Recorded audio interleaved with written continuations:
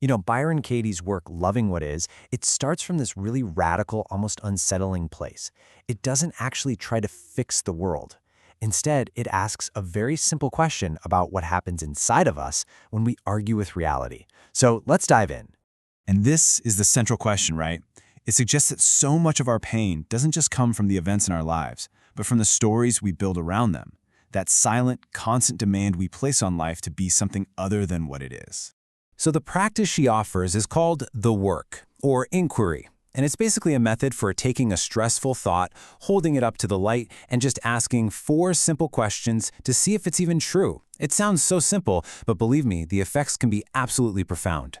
Now, to really explore the limits and the power of this idea, the source material we're digging into imagines this amazing dream panel of thinkers putting it to the test. This isn't a conversation against Byron Katie. It's more like a way to see her work breathe inside a much bigger human conversation. So let's meet some of the key voices. Okay, first up, from the world of psychology, we have Carl Jung, and he reminds us that the ego is a tricky customer. It can use all sorts of spiritual-sounding ideas, not for freedom, but as a really sophisticated way to hide from its own shadow and avoid hard truths. Then you've got the writer James Baldwin, who brings in this absolutely crucial moral and social dimension. His big warning is this: any push for inner peace that kind of just glosses over real-world injustice, well, that risks becoming useful to the very people causing the harm. And finally, from the world of trauma research, Bessel van der Kolk. His perspective grounds us right in our biology. He reminds us that suffering isn't just some abstract thought floating around in your head. No, it's stored in the body, in our nervous system, in ways that a simple intellectual insight can't always reach. So right away, these voices set up our first major tension. Is this practice a path to genuine freedom, or could it become a subtle form of avoidance, a way to kind of bypass our own pain? This is such a crucial question. One of the most attractive things about the work is that it can offer immediate relief, but that's also its biggest risk. Are we truly meeting our pain, or are we just finding a clever new way to distance ourselves from it? Now, Katie's defense here is crystal clear. She argues that real inquiry doesn't make you colder or more distant. It makes you more available to reality, more open, and more tender. If the result is the opposite, then you're not really doing inquiry. You're just using it as a weapon against yourself. But here's the counterpoint from physician Gabor Mate. He points out that for people with trauma, stepping away from feeling is a survival skill they learned a long time ago. So they might mistake that familiar feeling of emotional distance, dissociation, for some kind of spiritual peace. And here we can really see the distinction laid out. Real liberation deepens your contact with what's actually real. Avoidance, on the other hand, reduces it. Liberation makes your heart softer, makes you feel more alive. Avoidance can lead to this kind of numb superiority, where you use wisdom as a shield. So the question to ask yourself is, does it make me more real or just more composed? Okay, this brings us to our next topic, and this is where the philosophy is truly tested by fire. What happens when what is includes real, genuine harm and injustice?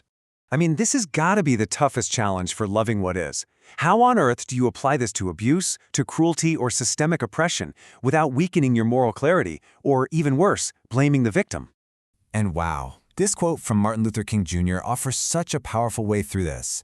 Loving reality isn't about approving of evil, it's about seeing the situation so clearly, free from the distortions of hatred and illusion, that your actions can become more effective, not less.